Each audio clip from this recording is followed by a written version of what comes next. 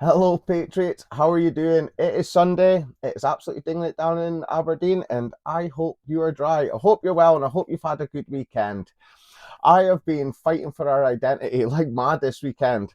So many people, so many subversives, foreigners especially, that think because they were born here, because they've been raised here, because they've paid taxes into our system, they think they're us. We have an identity. The Scottish ethnic group is part of the European race, is part of the white race. We have an identity. Real nationalism has an ethnic identity to it. All nations have an identity, and that's what we're fighting for. Look at the SNP and that, the Scottish government importing new Scots. That is a term being used for a people that they're bringing in to replace the native population. They want us gone. They hate us. And if you need any more proof of this, look at this. This is a video that I saw, and it's Pakistanis in Glasgow.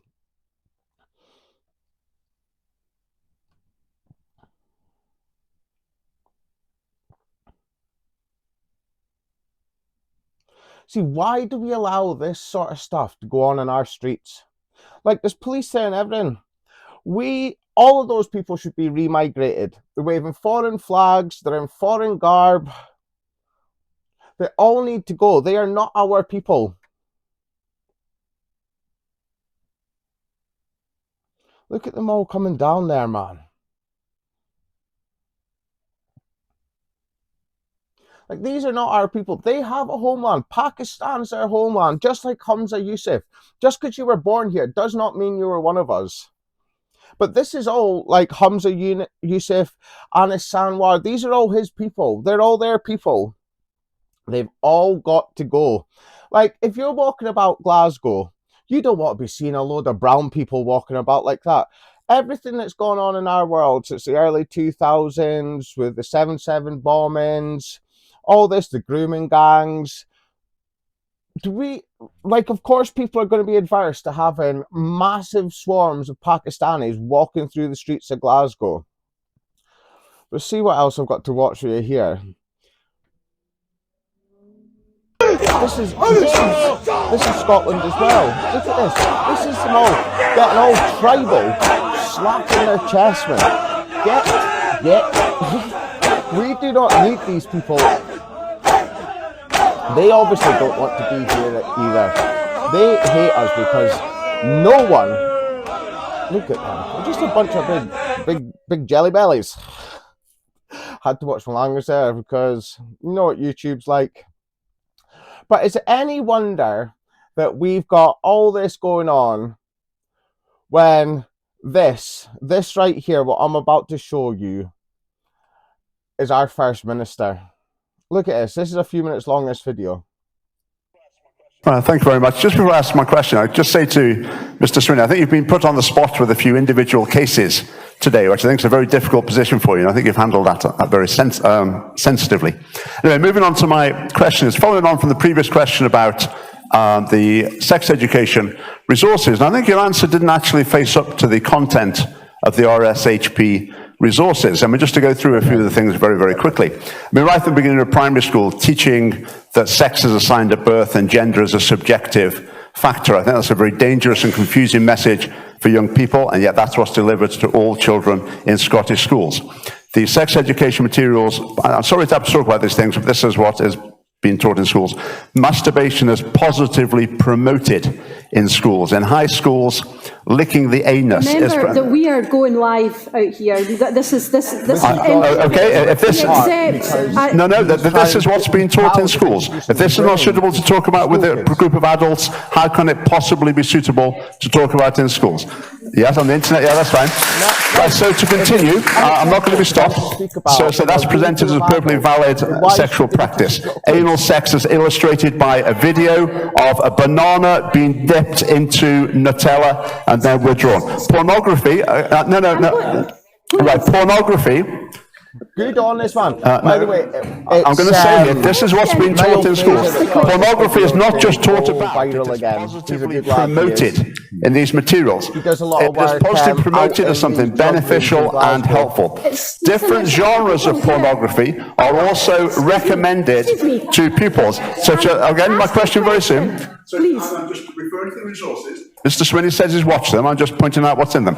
For example, it's recommended that pupils explore, for example, facial pornography, which involves ejaculation onto the face, which I think is disgusting. It talks about... Okay, what I'm talking about is what's being taught in schools.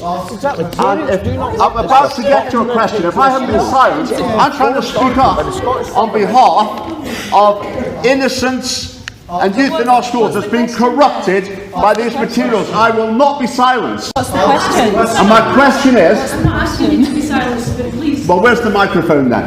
If you'll ask your question. I'll ask my question. Nobody's going to get the microphone off yet, but please. Okay, this situation here. Okay, this situation. I am outlining the question. Please. I am outlining the contents of the Scottish Government Sex Education Resources. That's what I have done. I will now ask my question. My question to Mr. Swinney. These materials are not educational, they're corrupting of children.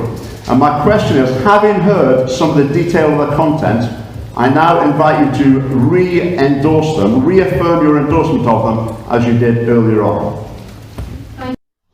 Yeah, so we all know that John Swinney's a wrong in, like, he and the SNP are actively trying to eradicate everything that women have ever fought for.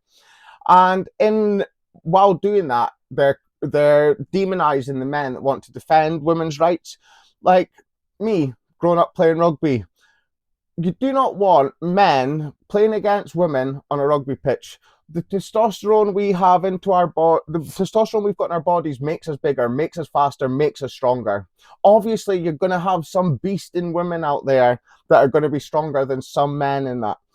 But look at John Carr, good friend, who was pumped out of the Marines because he tried to make people aware that they were trying to force women through the Marines basic training. Now, the Marines basic training is designed to be so hard that most men can't pass it. It's one of those top % things.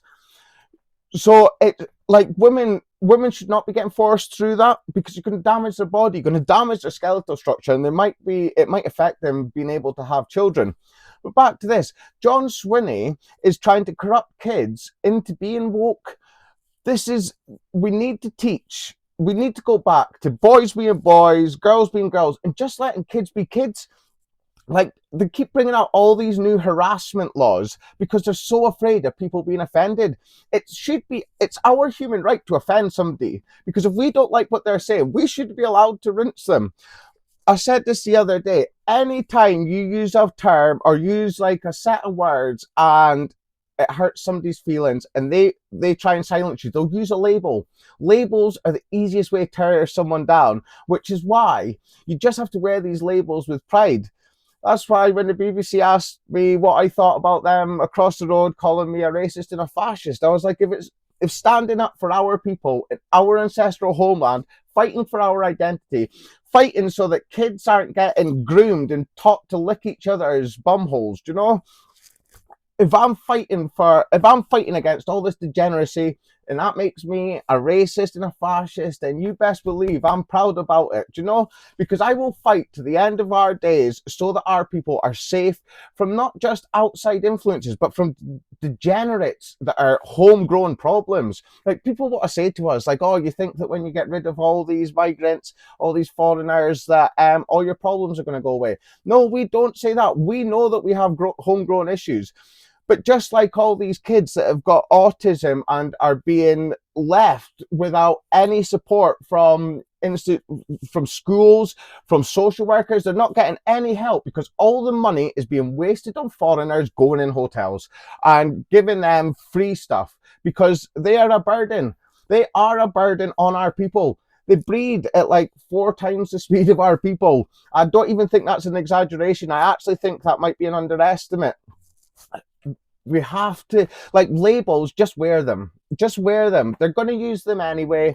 So would you rather be called a racist while your people get replaced, or be called a racist while you're fighting for your people's right to your people's right to self-determination in their ancestral homeland? That is what we're doing this for. We're doing it to secure our people's right to exist. Without us, look at the way the world's going. Do you know, look at, you keep seeing all these housing projects being put up, like 900,000 houses going here. But what are they actually for? Because we're supposed to have got this aging population. There's supposedly not enough people for all these jobs. All these houses that are driving up the housing market are because of the foreigners coming in. That's it, plain and simple. I think there's a statistic out there somewhere, and I'll need to find it for Monday, for tomorrow's show. And it shows that in the next 10 or 20 years, it'll be something like 127% or 124% of the houses that are going to be getting built are going to be needed for the mass migration problem. Now, to me, that all seems a bit crazy. Oh, but on to something a little bit more serious. This was in Dunbar in Scotland. I'll play a video. No, I'll read you the thing first. What it says is this: can everyone please share this far and wide? This is Shiva from Premier Dunbar. Watch this video. Dunbar's in Scotland, by the way. Horror has stuck us now. I guess that's meant to say struck. There was a house break-in. Okay, I think this might be right, foreigner. There was a house break-in at Turid Avenue, Dunbar, in the golf club area 2 hours ago. 4 to 5 young Eastern European slang-speaking men broke into the house and lifted our house safe and wrecked our entire house. Our neighbour tried to challenge them. The lady was also attacked. The police are in the crime scene. If you've got any information, please call the police on 101, especially with a white car that looks like an Audi. The police are still trying to trace the car. Luckily, my wife was not in the house at that time. She's marked safe. Kindly help us with any information like CCTV footage of this car. Thank you. Okay. And then this is the actual robbery.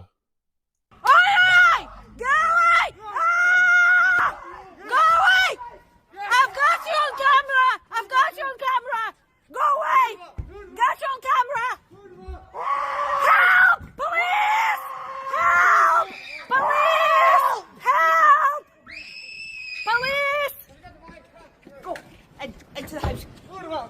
He's at the registration.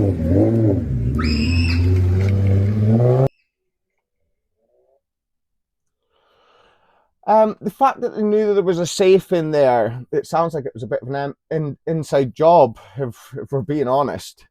But yeah, this is, so even though Eastern Europeans are still Europeans, they can still be remigrated. Like, this is the thing. People want to say that we want to deport all the nons and we want to keep all the white foreigners. That's not right at all.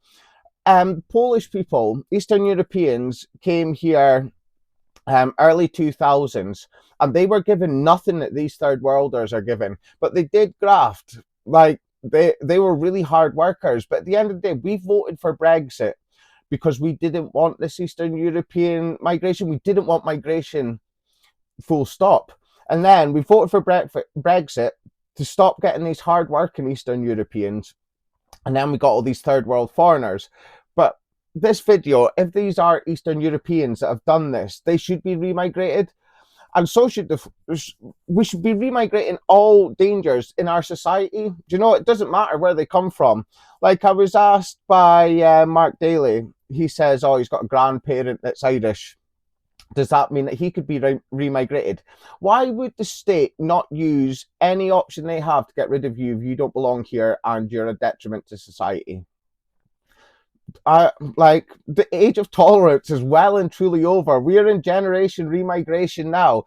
The youth want their identity. I want my identity back, do you know? But the youth are screaming out for an identity, full stop. All they've been told is white people bad, everyone else good. Do you know? No wonder the world's got to where it is. But before I finish, I would like to speak about the digital ID protest that was on yesterday. I've heard through the Patriot grapevine that there's some ums and ahs about people going there and doing like saying stuff like stop the boats and that. At the end of the day, digital ID is going to be used to stop the native population from speaking up against the migration problems. They are all part of the same thing. What do you think digital ID will be used for? You don't like mass immigration, so they will silence you using digital ID. These 15-minute cities they're talking about, you will be a prisoner inside that 15-minute city. Digital ID is their ultimate control. COVID, them locking us down and everything, was them testing it out. They thought that every single person would walk along to the beat of their drum, because the way the world was going, we were walking to this. Most of us were walking along to the establishment's beat. But now they know they've lost control, and stuff like digital ID, bringing it in for the young. This is how they try and silence us. So when you see people who are anti-immigration at your no to digital ID protests, do not distance yourself from them. Do not slag them off or see them as some sort of evil. They are fighting the exact same fight as you. They are brave patriots. They're courageous patriots. So stand with them. Immigration and demographic replacement is the biggest danger facing our people at the moment. Crime statistics through the roof. Like, we have a sexual crime epidemic. We have phone stealings and that. It's all an epidemic of crime. Well, they're wanting to cut the numbers and to silence us through any means necessary. So that's why, if you're one of the brave ones, if you're one of the courageous ones, I'm proud of you, and I will stand with you no matter what. So, and stop infighting as well. This is what always tears our movements apart, whether it's down in England, up here in Scotland, or together as one British group. We all think we could do it better than the other one, or we want to punch right. Stop doing it. Start supporting your fellow man. Start supporting your fellow patriot, because at the end of the day, we are all that we've got. No one is coming to save us. This is going to be a long fight, so keep your spirits up, stay positive, and stay happy. And also, always engage your Anglo spirit. Go and enjoy the rest of your Sunday, and I'll see you tomorrow.